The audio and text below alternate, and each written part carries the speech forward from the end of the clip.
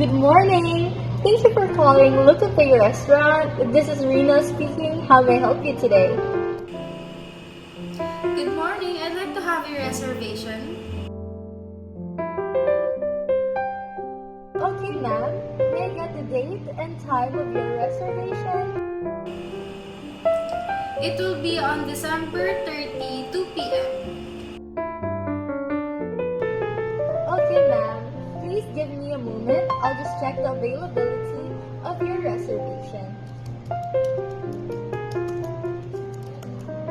Upon checking, ma'am, I'm happy to inform you that the date and time of your reservation is still available.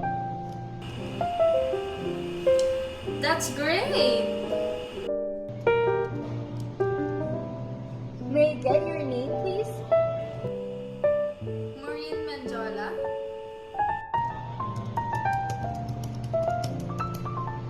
May I get your contact number, please?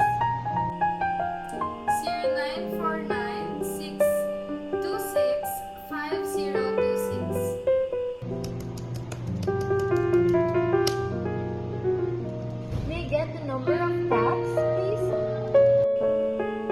For 2 persons. And may I get your order, please? I'd like to order the following: 1 fish fillet with rice, 1 platter of baby back ribs, 1 french fries, 1 cheesecake, and 2 glasses of mango juice.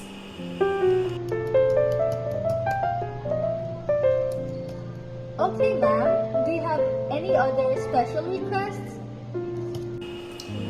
Yes, I'd like to have a pitcher of cranberry juice and a chocolate birthday cake with the dedication of Happy Birthday, my husband.